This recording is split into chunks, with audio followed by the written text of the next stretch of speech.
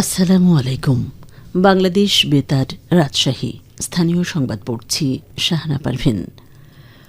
আন্তর্জাতিক সুযোগ সুবিধা পেতে জাতীয় স্বার্থে মালিক ও শ্রমিকদের ঐক্যবদ্ধ হয়ে কাজ করার আহ্বান জানিয়েছেন যুব ও ক্রীড়া এবং শ্রম ও কর্মসংস্থান মন্ত্রণালয়ের উপদেষ্টা আসিফ মাহমুদ সজীব ভূঁইয়া। আজ দুপুরে রাজশাহীতে এক অনুষ্ঠানে তিনি এই আহ্বান জানান। এ নিয়ে এখন শুনুন আমাদের রাজশাহী জেলা সংবাদদাতার একটি প্রতিবেদন।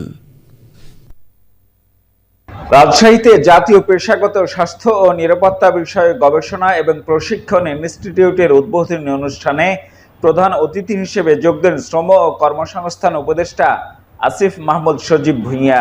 এ সময় তিনি দেশকে এগিয়ে নিতে মালিক ও শ্রমিকদের একযোগে কাজ করার আহ্বান জানান। আমাদের যে শ্রমিকরা আছেন প্রায় 7.30 লক্ষ, তারা কিন্তু প্রতিদিন এই লড়াইটা করে যাচ্ছেন আমাদের অর্থনৈতিক মুক্তি এবং সামাজিক মুক্তির জন্য। যখন মালিকপক্ষ শ্রমিকদের যেই ন্যায্য দাবিগুলো আছে, যেই ন্যায্যতা আছে সেটা নিশ্চিত করবে, তখন তো শ্রমিকদের প্রোডাক্টিভিটি বেড়ে যাবে। তো সেক্ষেত্রে তো এটা মালিকদের জন্যই আসলে উপকারের হয়। যখন আমরা ইন্টারন্যাশনালি এটা দেখাতে পারবো যে আমাদের শ্রমিকরা ভালো আছে, সেক্ষেত্রে মালিকরাও বিভিন্ন ব্যবসায়িক সুবিধা পাবে। সেক্ষেত্রে এটা আমাদের জন্য একটা জাতীয় অর্জন হিসেবে আসলে আসবে। অনুষ্ঠানে তিনি আরো জানান, কর্মক্ষেত্রে শ্রমিকদের নিরাপত্তা বৃদ্ধিতেও কাজ করছে বর্তমান সরকার।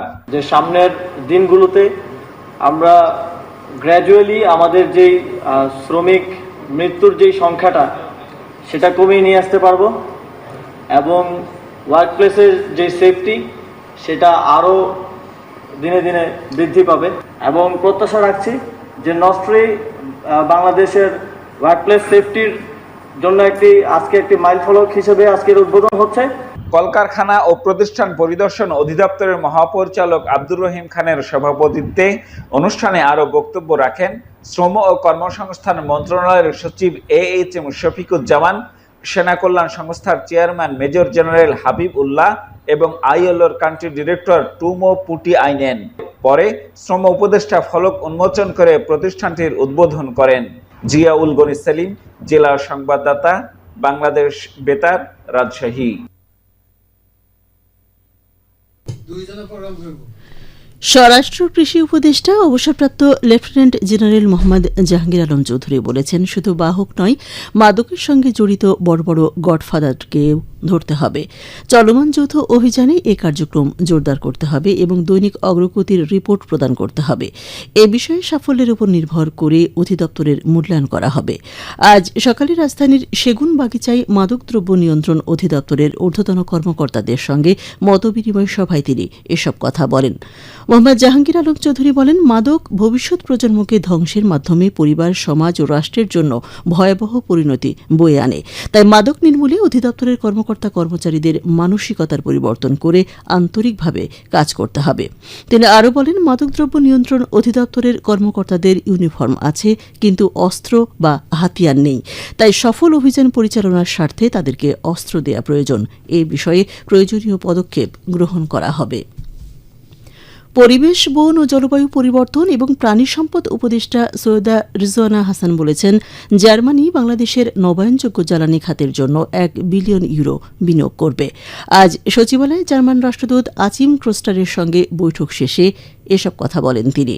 উপদেষ্টা বলেন, দেশের নবায়নযোগ্য জ্বালানি খাতে 1 বিলিয়ন ইউরো বিনিয়োগ করবে জার্মানি। চলতি অর্থ বছরে মিলবে 15 মিলিয়ন ইউরো।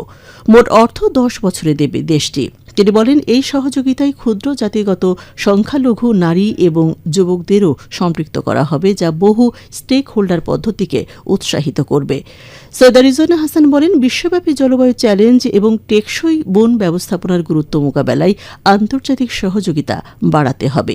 জলবায়ু পরিবর্তনের বিরুদ্ধে লড়াইয়ে বাংলাদেশের সমর্থনে জার্মানির প্রতিশ্রুতি ব্যক্ত করে রাষ্ট্রদূত বলেন, পরিবেশ রক্ষায় সরকারের প্রচেষ্টা প্রশংসনীয়। নবায়নযোগ্য জ্বালানিতে জার্মানির বেশ দক্ষতা রয়েছে। বাংলাদেশের সবুজ জ্বালানি উদ্যোগকে সমর্থন করার জন্য প্রযুক্তিগত সহায়তা দেয়া হবে।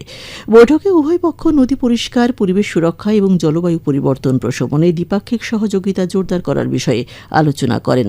আলোচনায় টেকসই উন্নয়ন প্রকল্প, সবুজ প্রযুক্তি গ্রহণ, পরিবেশ ও জলবায়ু সম্পর্কিত চ্যালেঞ্জ মোকাবেলায় সম্ভাব্য সহযোগিতা অন্তর্ভুক্ত রয়েছে। সবশেষে আবহাওয়া। আজ রাজশাহীতে সর্বোচ্চ তাপমাত্রা ছিল 34.3 ডিগ্রি এবং সর্বনিম্ন 25 ডিগ্রি সেলসিয়াস। বিকেল 3টায় বাতাসে আপেক্ষিক আর্দ্রতার পরিমাণ ছিল 66%। রাজশাহী ও পার্শ্ববর্তী এলাকায় আজ সূর্যাস্ত সন্ধ্যে 6টা 7 মিনিটে। সংবাদ শেষ হলো। আমাদের পরবর্তী স্থানীয় সংবাদ সন্ধ্যে 7টায়।